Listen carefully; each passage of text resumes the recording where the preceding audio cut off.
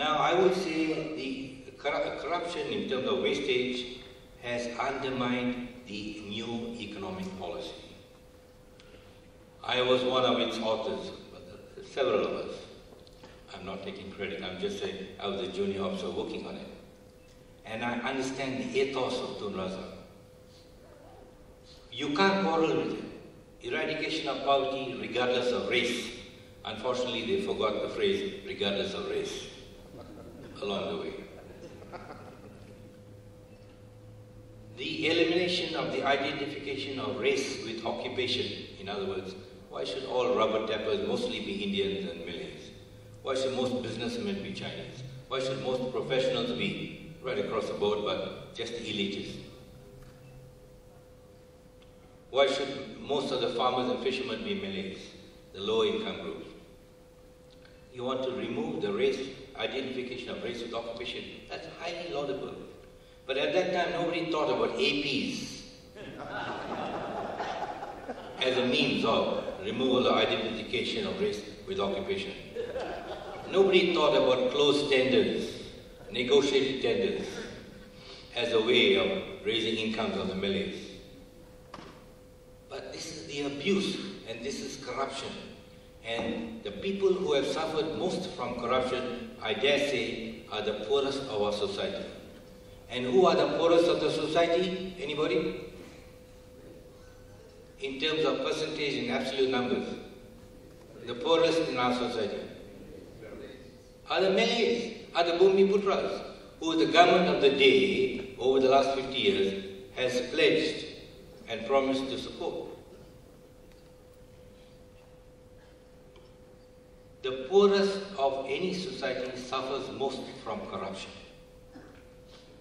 The Gini coefficient or the differentials in income according to race or inter-race or intra will be aggravated, and there will be a lot of wastage because allocation of funds gets distorted along the way. Answer one more minute, please. Okay. Corruption can be so serious that I think we are now approaching the state of a failing state, the position of a failing state.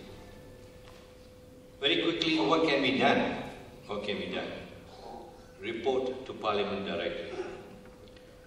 Identify people and change the law if necessary. That if you are found living beyond your means, you are liable. The onus should be on you to prove. How do I earn with 1,000 ringgit a month? How do I have 10 houses?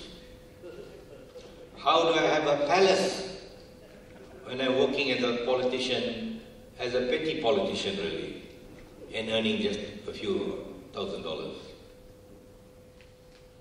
That should be done. Why can't we go for the big fish? I've always saying it, others have been saying it.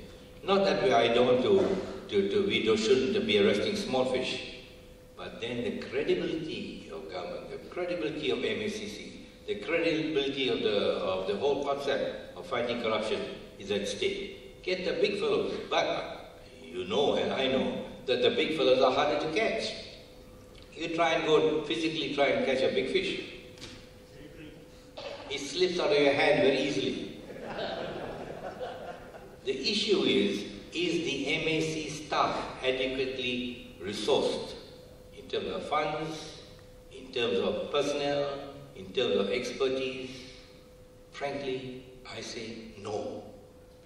If you want to take on this big challenge of getting the big fish and going hard on corruption, you need a better staff. Finally, I'm winding down now. I got a few more points, but never mind. I believe that the answer is in your hands. I believe that in the end, it's the voters that can make a difference. If you are against corruption, show it by not practicing it and by voting for those who are not corrupt. Monitor members of parliament. Watch their style. If they have 10 cars when they earn only a few $1,000s, make them accountable. Go and talk to them, dialogue with them.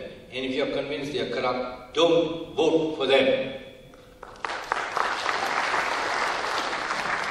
My final plea is, I am ashamed as a Malaysian that there is so much corruption. Certainly it was not like that in my time, and I am not a young man, as you can see.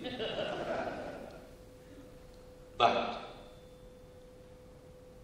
I am also ashamed of the fact that there are 5 million Malaysians who have not registered to vote. My appeal to you, in your own family, amongst your own friends, amongst your own circles, business, professional, whatever, religious, in your own temple, your church, your mosque, go and get them to register their votes. And then let the vote call the shots at the ballot box and throw out people who are corrupt. And then we don't have to depend only on MACC and the government, but depend on the people. It's the people that will count. Thank you very much, Master. Thank you.